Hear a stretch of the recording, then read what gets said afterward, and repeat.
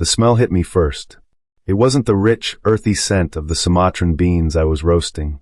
It was the sharp, sickly sweet perfume Rowena always wore, a scent that never belonged in the back office. I pushed the door open, my hands still covered in chaff, and my world stopped. It wasn't just a kiss. It was an embrace, a possessive, familiar gesture that spoke of months, maybe years of deception. My wife, Rowena, and my business partner, Cashin, were wrapped around each other. They didn't spring apart in panic. They just turned. They looked annoyed, bothered, like I was a fly that had landed on their grand design. And the design was right there on my desk, splayed open, a glossy floor plan for a building I'd never seen. My name is Cale. I'm 53 years old, and I am a master roaster. For 10 years, Ether Brews was my life, my art, my sanctuary. I handled the beans, the sourcing, the soul of the business. They handled the numbers and the customers. And now, seeing them together with my ledgers, my life's work, pushed onto the floor to make room for their new dream, I finally understood what business they had been conducting. This wasn't a moment of weakness. This was a coup. Cashin was the first to speak, straightening his expensive, silk-blend tie. He stepped in front of Rowena, using the smooth, public-facing voice he reserved for investors, not for me. "Cale, look. It's just not working," he said, gesturing vaguely to the full cafe just outside the glass office door. "We're dissolving the company." Rowena stepped out from behind him, her voice like ice. "It's bankrupt." That word. Bankrupt. It hung in the air, smelling more foul than her perfume. We had lines out the door every single morning. I sourced the best beans in the world, and our customers knew it. We were a sensation. But Cashin was already tapping a thick folder on the desk, a folder I now realized was filled with fabricated numbers. "We've been running the spreadsheets, pal," he said, his tone dripping with false pity. "Your obsession with those rare beans," he said, using air quotes, "your refusal to cut costs on quality, it's driven us straight into the ground." It was a perfectly crafted lie. My passion was now my obsession. My dedication to quality was my refusal. They had twisted my greatest strength into the weapon they would use to destroy me. They had been planning this for years. Rowena delivered the final, personal blow. "The worst part, Cale," she said, picking a piece of lint from Cashin's blazer, "is that the business debts, they're all tied to your personal guarantees. You signed them years ago, when we started." She almost smiled. "You'll be liable for everything." Cashin then clapped me hard on the shoulder, a loud, performative sound. His pity was so false it was almost impressive. "Sorry, pal," he said, his voice loud enough for the baristas outside to see the somber moment. "That's just business. You just don't have the head for it." His eyes were dancing with triumph. "You were always just a bean burner. A great artist, maybe, but a terrible businessman." Rowena picked up her expensive purse, a gift I'd bought her after our record sales quarter last year. A quarter, I now realized she was already siphoning. "I can't be tied to a failure, Cale. I'm leaving you." She didn't whisper it. She stated it. They walked out of the office, and this time they put on a show. Cashin put his arm around Rowena's waist, pulling her close as they walked right through the center of my cafe. A public statement. The bell on the front door chimed their glorious exit. They left me with locked registers, an empty bank account, and a mountain of fake debt. They thought I was broken. They mistook my silence for shock. But it wasn't shock. It was focus. They were right about one thing. I am a roaster. It's my art, my passion. It's who I am. But it's not all I am. What they never knew, what no one knew, was that I am also a very, very wealthy man. My grandmother wasn't just a kind woman. She was a brilliant and silent investor. 10 years ago, she left me an inheritance that wasn't just comfortable. It was generational. "Don't be the man with the money, Cale," she'd told me. "Be the man who uses it." So I did. While they saw me in flour-dusted aprons, I was silently growing that inheritance. I built a commercial real estate empire under an anonymous LLC, Vector Properties. It was my secret, my safety net, my real job. Ether Brews was my passion project. I built it with my own hands, on its own terms, never letting a single cent of my inheritance touch it. I wanted it to be pure. I wanted to prove I could build something from scratch. That purity, that trust, was the exact vulnerability they exploited. They thought they were outsmarting a simple artisan. They thought they were stealing from a failure. They had no idea they had just declared war on the man who owned half the new commercial developments in the state. I let them believe I was broken for exactly 1 week. I sat in my office, listening to the hum of the roaster I'd built by hand. Then I called Thayer, my personal lawyer. He's the only person on earth who holds the keys to both my kingdoms, the roaster and the tycoon. "Cale, I've seen the dissolution papers," he said, his voice tight with anger. "It's a masterpiece of fraud. They've fabricated a mountain of debt. They've been siphoning money for at least 2 years. We can fight it, but it will be messy in public." I looked at the empty chair where Rowena used to sit, the chair where she'd kissed Cashin. "We won't fight it," I said. "Not yet." There was a heavy pause on the line. "What else?" I asked. "Well, this is the strange part," Thayer said. "I'm handling the final tenant applications for your new Lyra Point complex. The flagship building." I could hear him shuffling papers. A new LLC just submitted an application for the premium corner spot. The big one, with the 20-foot windows and the patio. My heart didn't sink. It went cold and steady like a block of ice. I knew what he was going to say before he said it. "The company is called Phoenix Roast," Thayer read. "The personal guarantors are listed as Cale, it's Cashin and Rowena. They were using the money they stole from me to build their dream. In my building. The audacity of it was breathtaking. They wanted to rise from the ashes of my failure, and I was about to give them the matches. The silence in Ether Brews was deafening. The big silver roaster, my pride, my joy, sat cold for the first time in a decade. I looked at the pile of fraudulent bankruptcy papers on my desk, then swiveled in my chair to face my laptop. On the screen was the Vector Properties portfolio, and at the very top, the Lyra Point complex. My flagship. My crown jewel. Thayer was still on the line, waiting patiently. "Cale," he asked, his voice cautious. "You want me to what? Refuse them? Bury the application?" I almost laughed. A simple refusal would be a mercy. It would be a warning, and they didn't deserve one. "No, Thayer," I said, my voice so cold it barely sounded like my own. "You will approve their application. Immediately. Give them the premium corner spot. The one with the 20-foot windows and the patio." Thayer was silent for a beat. "Cale, that's your most valuable unit. We had a waiting list. Give it to them," I repeated, cutting him off. "Roll out the red carpet.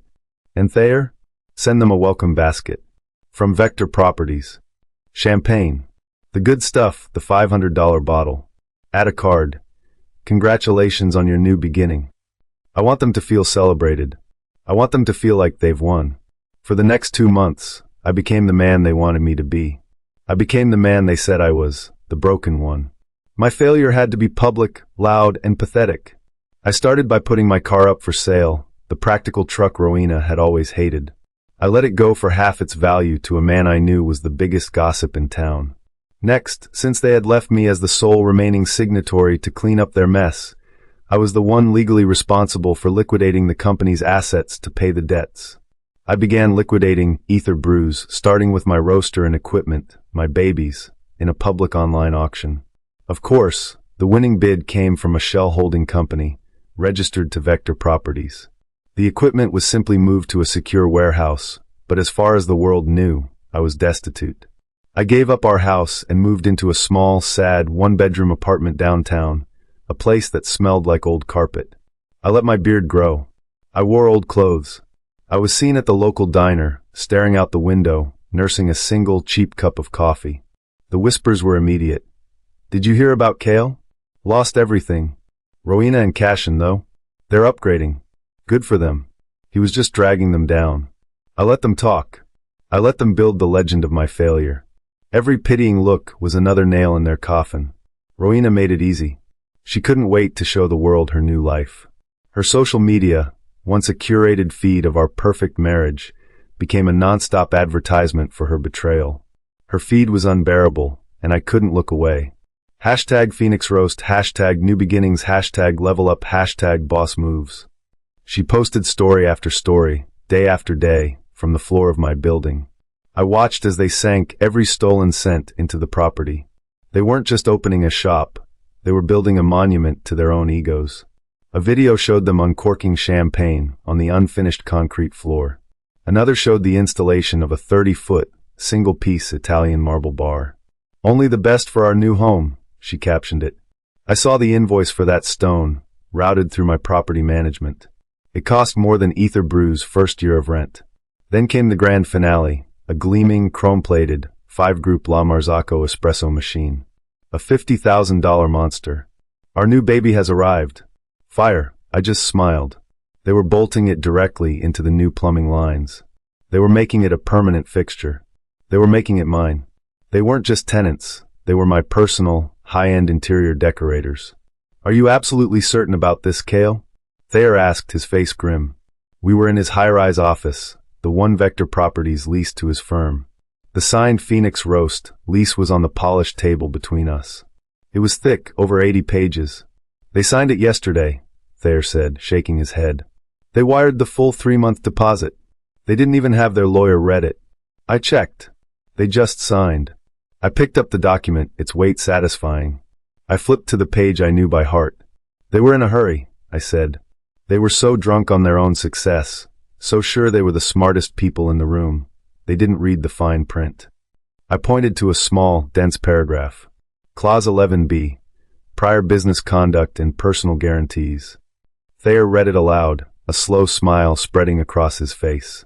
Guarantors warrant that they have not, in any prior business dealing, engaged in fraudulent activity, misrepresentation, or bad faith dealings. Go on, I said. Against any partner, associate, or financial entity. Thayer looked up, his eyes wide.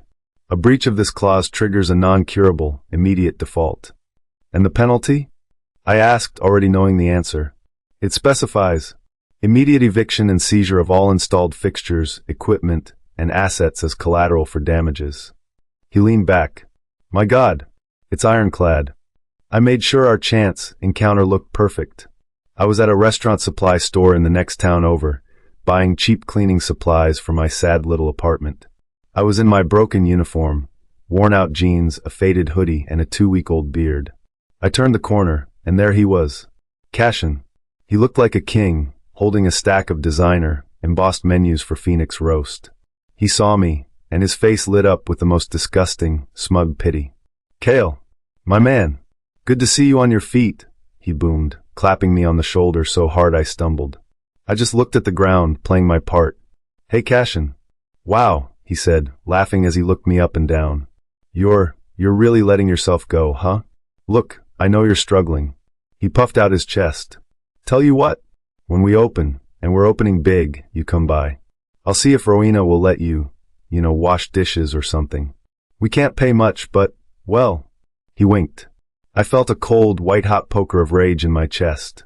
I wanted to drop him right there, next to the industrial-sized bags of rice. Instead, I just nodded. I made my shoulders slump. Thanks, Cashin. I'll keep that in mind. He laughed again, a sharp, barking sound. You do that, pal. You do that. I was sitting on the lumpy, stained sofa in my sad little apartment, eating instant noodles for the 3rd time that week, when the mail slot clattered. It was the only sound I'd heard in hours. I walked over, expecting nothing but more junk mail, and the final notice letters I'd arranged for Thayer to send to this address as part of my cover. Instead, I found one thick, cream-colored envelope. It was embossed. It felt heavy. The return address was just a stylized, arrogant PR logo. Phoenix Roast. I opened it. Inside, the invitation was printed on cardstock so thick it felt like a weapon. Phoenix Roast Grand Opening, an evening of vision. It was for this Friday night.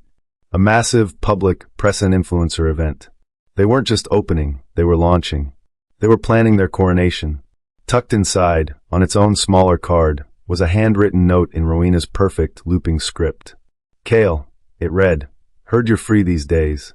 Come see what a real successful business looks like. Maybe you'll learn something. XOXO. The Zoxo felt like a final twist of the knife. They weren't just inviting me. They were summoning me to witness their triumph. They wanted me to stand in the back in my old hoodie while they drank champagne. They had no idea I was about to RSVP. Thursday morning. The day before their grand opening. 24 hours before their party. I was in Thayer's high-rise office, the One Vector Properties leased to his firm. We were looking at the final balance sheet for Phoenix Roast. They had already paid the massive deposit. They had paid for the marble, the custom brass fixtures, and the $50,000 espresso machine. They thought they were finished. Their leverage to the hilt, Cale, Thayer said, pointing to a number. They've used every last cent of the stolen ether funds. They've also maxed out 3 personal credit cards. I nodded. Good. It's time.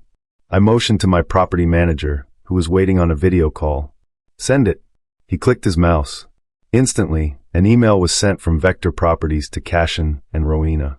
It was the final move-in and expedite bill. I had spent weeks crafting it. It was a masterpiece of legal but agonizing fees. Custom installation and plumbing surcharge, $15,000. After-hours HVAC integration fee, $10,000. Premium tenant expedite charge, $12,500. It was just plausible enough to be real, and just high enough to be devastating. It was designed to drain the absolute last of their capital. For 2 hours, nothing. Then, a furious call from Cashin. My property manager handled it beautifully, calmly explaining that without this payment, the opening permits wouldn't be signed. They were trapped. At 4 p.m., the wire transfer hit. They paid it. They were now completely, totally empty. The night arrived. The Lyra Point complex was lit up like a jewel, and at its very center, Phoenix Roast glowed. It was packed. From my car across the street, I could see them. They had hired a PR team. There was a red carpet and velvet ropes. The place was overflowing with the city's most beautiful and important people. Champagne towers sparkled on their new Italian marble bar.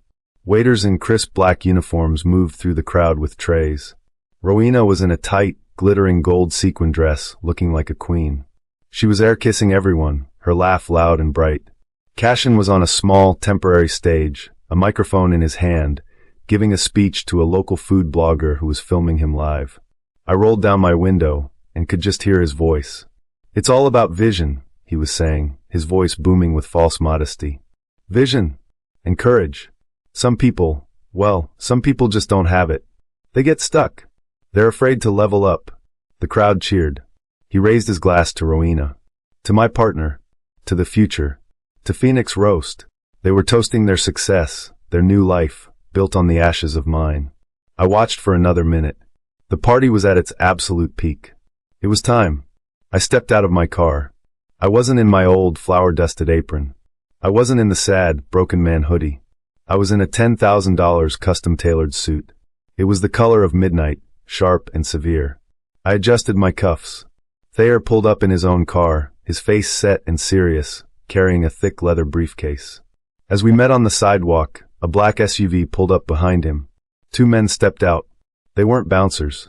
They were my personal security officers, both off-duty police, in crisp black uniforms that clearly identified them. Gentlemen, I said. They nodded. I walked toward the entrance.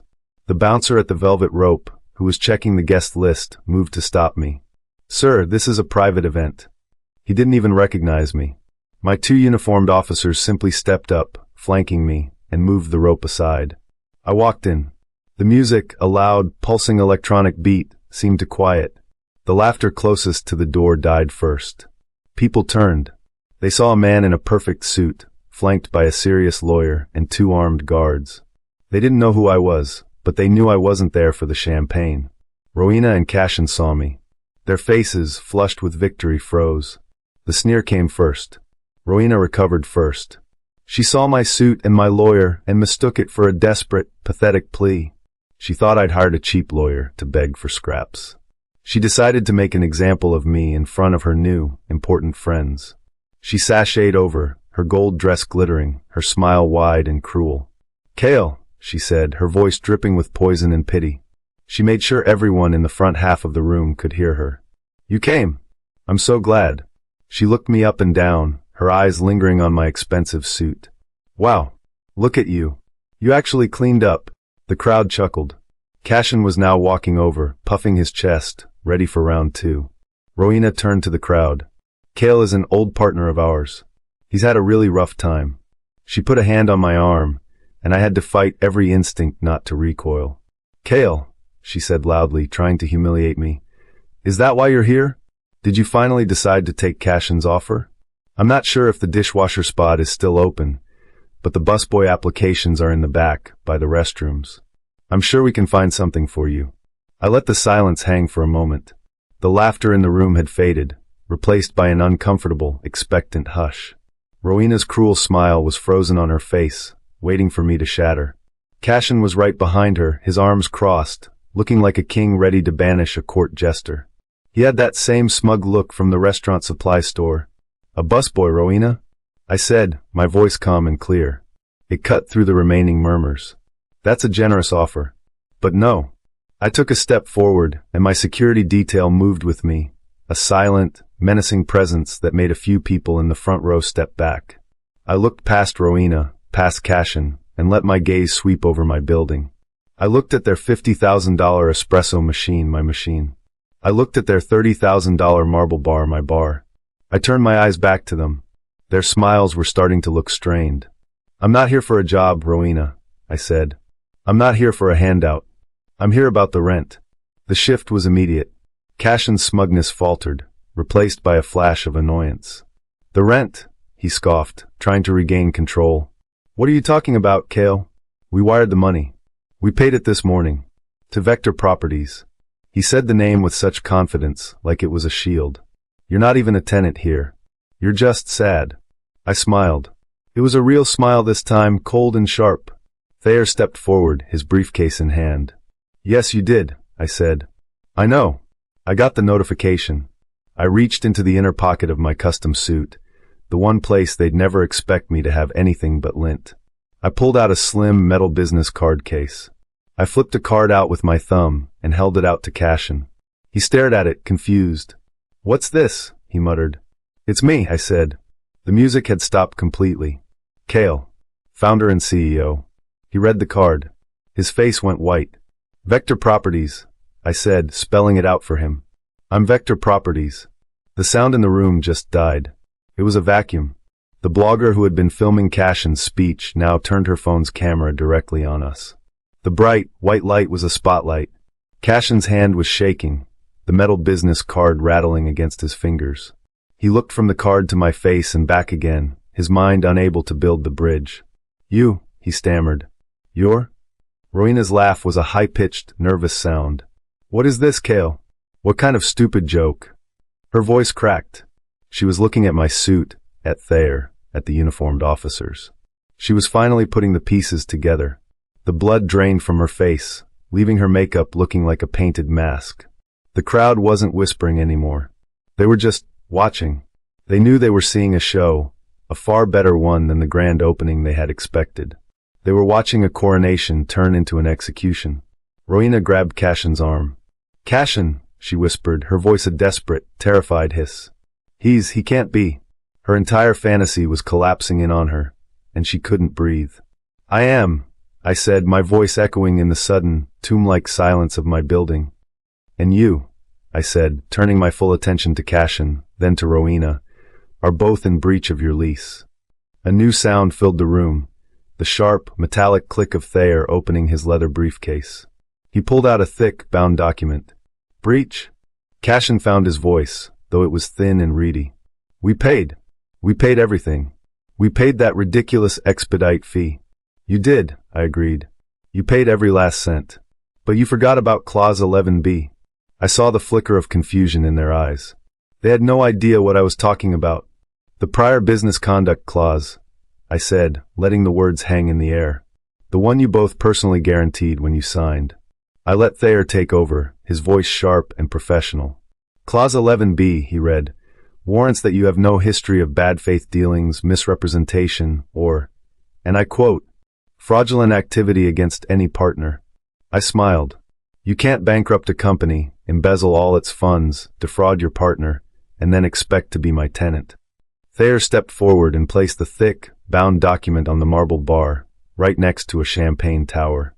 The sound it made was a heavy, final thud. "What is that?" Rowena whispered, her eyes wide with terror. "This," I said, tapping the cover, "is a notice of immediate eviction." Cashin's face turned a shade of mottled purple. "Eviction? You can't. We have a lease. We have rights. We'll sue you. We'll sue Vector." "You signed those rights away," Thayer said, pointing to the document. "This notice is for material breach of contract. A non-curable default. As per the lease you both signed without reading, you have 60 minutes to vacate the premises." 60 minutes. Rowena shrieked, finally dropping the mask. "That's impossible. All our things. Our Our equipment. We have a party. I just shook my head, the pity I was showing them just as false as the pity they had shown me. The party's over, Rowena, I said. And as for your things, well, that's the best part. Cashin's eyes, wild and desperate, darted around the room. He was a trapped animal, and he knew it. We'll sue, he shouted, his voice cracking, spraying spittle. You can't just. We'll take our equipment. We'll take the machine. That's ours. It's worth $50,000. He actually lunged toward the gleaming La Marzocco, as if he could unbolt it from the floor and carry it out himself. I didn't even flinch. I just shook my head, a slow, pitying gesture. Ah, Cashin, I said, my voice calm. That's also in the lease. You really should have had your lawyer look at it. I gestured to Thayer. He flipped to the last highlighted page. As per Clause 11b, subsection 4, Thayer read, his voice projecting into the silent room. In the event of a material breach resulting in immediate eviction, all installed fixtures, furnishings, improvements, and equipment. I let my gaze drift over the custom brass lighting, the imported marble bar, are hereby seized by the landlord as collateral to cover the damages and penalties associated with the breach. I pointed to the gleaming, $50,000 machine. They're mine. Cashin stopped, his mouth open, a strangled sound caught in his throat. The reality had hit him like a physical blow. He had spent his last stolen dollar on my interior design. Rowena started to cry. It wasn't the quiet, sympathetic sniffle she used to deploy to get her way. This was a raw, ugly sob, a desperate wail of pure, unadulterated loss. Cale, no, she shrieked, stumbling forward and grabbing my arm. This time, I did pull away, wiping the spot where she'd touched the sleeve of my suit. Cale, please. You can't. Her voice was a desperate, cracking sound that echoed off the high ceilings. This is our new life. This is everything we have. I looked at her, at the woman I had loved for 12 years, the woman who had kissed her lover over the fabricated ruins of my life. The coldness in my chest was absolute. You chose your new life, Rowena, I said, my voice leaving no room for negotiation. You chose it when you emptied our bank accounts. You chose it when you signed your name to a lease you didn't read. You chose it when you mocked me for being a failure in front of your new friends. I looked at Cashin, who was hyperventilating, and then back at her. This, I said, gesturing to the scene, the party, the eviction. This is just the consequence. This is just the bill for your new beginning. The silence that followed was absolute. The blogger's phone was still recording, capturing every devastating second. Rowena just stood there, her hands over her mouth, her body shaking in the tight sequin dress. Cashin looked like he was going to be sick. He had backed himself against his precious marble bar, which now belonged to me. I had what I came for. The victory was total, public, and precise. I turned to Thayer. Is our business here concluded? He nodded, snapping his leather briefcase shut with a sharp, final click. It is, Mr. Cale. I turned to my 2 uniformed security officers, who had been standing silently by the door. Gentlemen, I said, my voice carrying. This is a private event, and the hosts are now trespassing. Please escort Mr. Cashin and Ms. Rowena from my property. The officers moved forward with calm, undeniable authority. The crowd, the influencers, the bloggers, they all parted like water. Sir, ma'am, you need to come with us. One officer took Cashin by the arm, the other gently but firmly guided Rowena. They were led out, past the stunned guests and the flashing cameras, humiliated and bankrupt. Their dream had lasted for one perfect, champagne-fueled hour. The next day, the internet was on fire. The blogger's video had gone viral by midnight. Local cafe owners evicted by secret tycoon. On opening night, the story was explosive, and it had a hero and 2 perfect villains. But I didn't waste any time. By 9 a.m. the following day, a work crew was at the building. The gaudy, gold-lettered Phoenix Roast sign was torn down, tossed into a dumpster with a satisfying crash. By noon, a new, beautiful, minimalist neon sign was being installed. It glowed with a warm, familiar light. Ether Brew's flagship roastery. I spent the next week moving my real equipment out of the Vector Properties warehouse. I set up my own roaster, the one they thought I'd sold for scraps, in the back. But I kept their bar. I kept their lights. And I especially kept their top-of-the-line, $50,000 La Marzocco machine. When I reopened a week later, the line wasn't just out the door, it was around the block. The press story, the justice, was too good to resist. And my coffee, was the best it had ever been. 7 months later, I was sitting in my new office, the one overlooking the bustling floor of the flagship Ether Brews. I wasn't just a roaster, I was a brand. We were a national sensation, known not just for our award-winning beans, but for our story of justice. I was on the cover of Forbes magazine, not as a real estate tycoon, but as the roaster who took it all back. My passion and my secret life had finally merged. I got word from Thayer. The last of the legal battles was over. Cashin and Rowena, facing a mountain of evidence from the Ether Brews embezzlement, pleaded guilty to multiple counts of fraud. They lost everything. My lawyer mentioned they were last seen working as baristas at a chain coffee shop in another state, the kind of place that uses burnt beans and automated machines. I looked out the window of my shop, at the full patio, at the happy customers. I took a sip of my own, perfectly roasted coffee, served over a beautiful Italian marble counter that didn't cost me a single cent. It had never tasted better. Justice wasn't just sweet. It had a rich, complex, and satisfying finish.